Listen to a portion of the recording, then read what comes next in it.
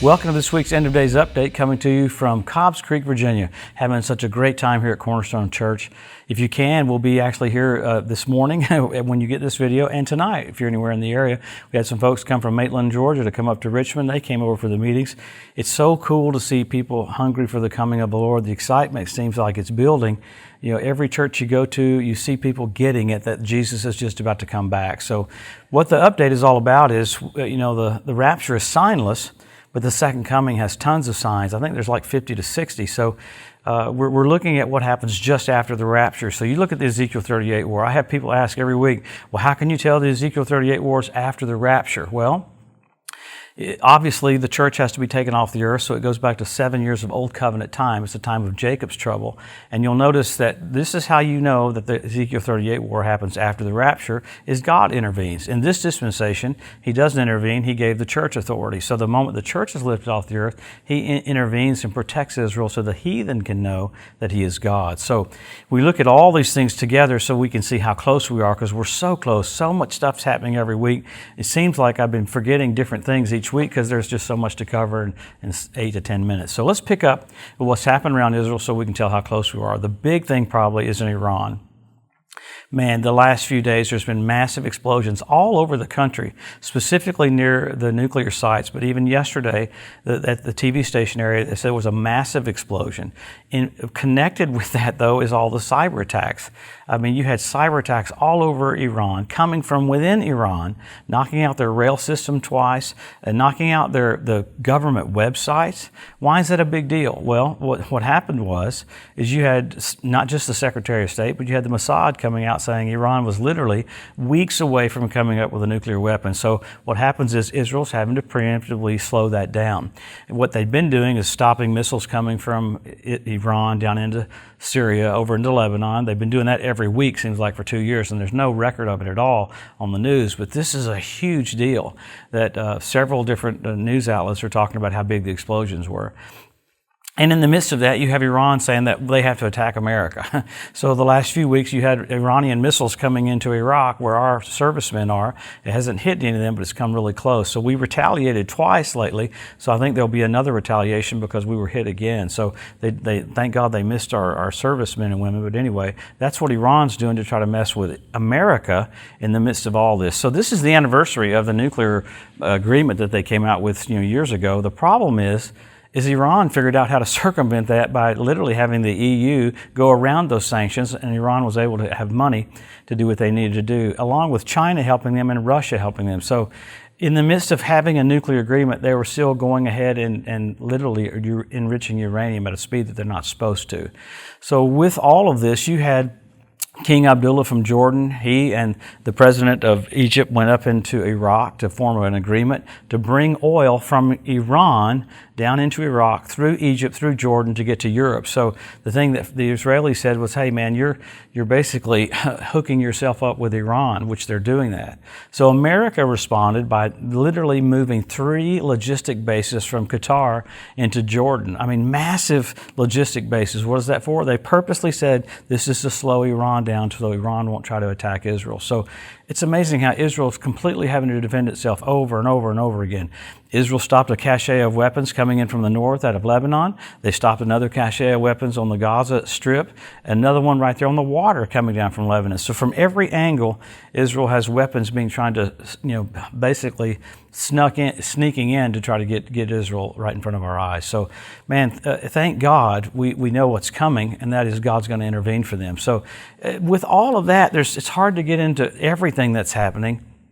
But you have natural things going on. You have floods in China, floods in London, floods in Japan, tornadoes in China, and different floods all over the place. You got locusts. I don't even cover all the locusts and all the weird animals that were going on. So the locusts were swarmed like, it looked like a dust cloud, it looked like a dust storm. So along with that, you got Israel using new technology, and this is kind of crazy how China tries to match Israel at the exact same time. Israel came out saying, hey, we're going to have drone swarms where we go into attack, basically robotic war.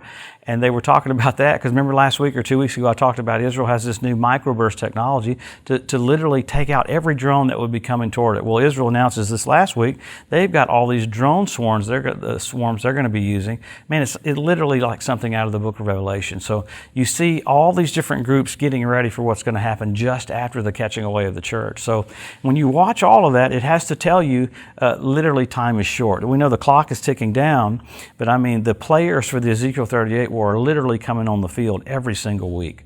In the old city of Jerusalem, you had the bridge that connects the western wall to the Temple Mount kind of fading away. So now they're talking about having to redo that. And then they also talked about a different way to get into the Temple Mount through some of the tunnels. I thought that was pretty cool because I've been waiting for more stuff about the old city and the Temple Mount to be preached about. So along with that, they found some inscriptions from the Old Testament, 3,000 years old, with the names of Zerubbabel on it, one of the judges. So you got all these tangible ties to Israel and the land all over the place, along with everything else you have.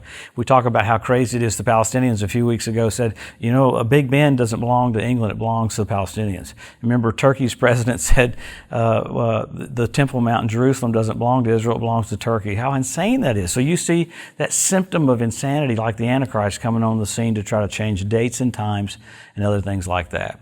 Along with all of this, you had the president of the Palestinians, Abbas, made a trip up to Turkey to meet with Erdogan in Turkey, literally just to circumvent the money coming to the Palestinians because Hamas keeps getting all the money and building up all their weaponry. You know, after they fired all those rockets a few weeks ago, they rearmed within 2 weeks.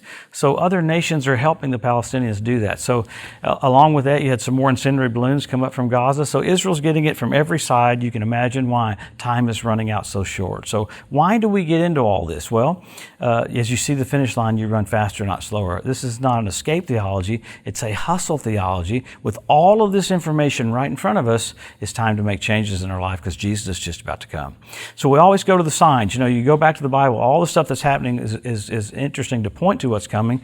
But let's go to the scripture. Number 1, Israel made a nation. Number 2, Jerusalem being won back. Jesus said the generation that sees those 2 events will not pass away till all is fulfilled. So we're so blessed that we can see that happen in our lifetime. After that, you've got the language restored. The Bible says right before the coming of the Lord, He'd restore to them a pure language.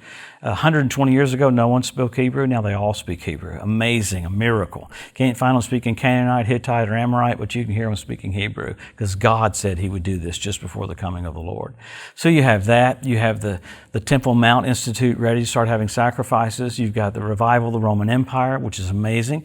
You got their Capitol building in Strasbourg, France. So cool. You have the Ethiopian Jews brought out in one day, 18,000 airlifted in one day. So the Bible said this is what would happen right before the coming of the Lord. So you have event after event after event that the Bible said you'd see, and we've seen them all come to pass. You can check them off and mark them off in your list. Wow, God said this, it came to pass. Many more, though. You have 170 different species of predatory birds start showing up. You got the cleanup crew in the land for the Ezekiel 38 war and for the Battle of Armageddon. But you have even more. You got fish show up in the Dead Sea. You had foxes show up on the Temple Mount.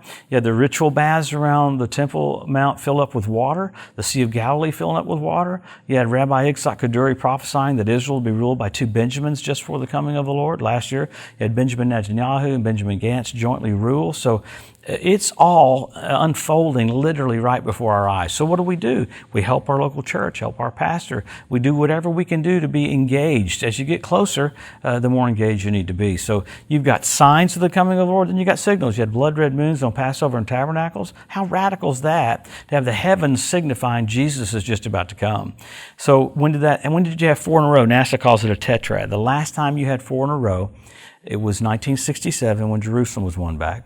1948 when Israel was made a nation, and 1492 at the Edict of Expulsion when the Jews were kicked out of Spain. So you got significant things with Israel being magnified in the heavens. After that, you got the Bethlehem star. How crazy is that to have Jupiter, Regulus, and Venus come together at the birth of Jesus? The constellation was Virgo. This last year, NBC Nightly News said we have a celestial event. We got Jupiter, we got Regulus, and we got Venus, Bethlehem star. Man, the heavens are declaring the glory of God.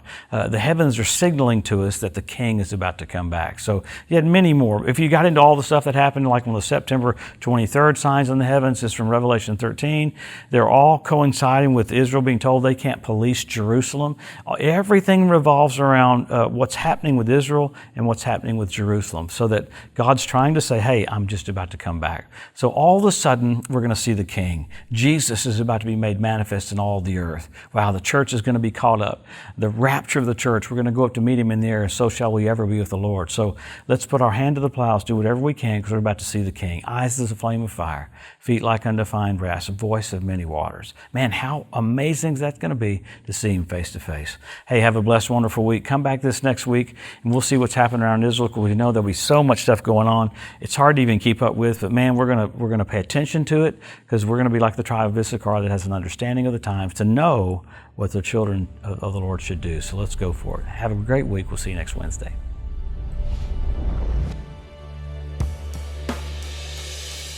Thanks for joining us today at the End of Days Update. If you'd like to be notified every time there's a new post, just go to the edu at josephmorris.com and subscribe to receive email alerts. If these posts and updates have been a blessing to you, please consider making a one-time donation to help get the message out, or even becoming a monthly partner with Joseph Morris Ministries. Thanks again for tuning in to the EDU, and we'll see you next week. One love to overshadow.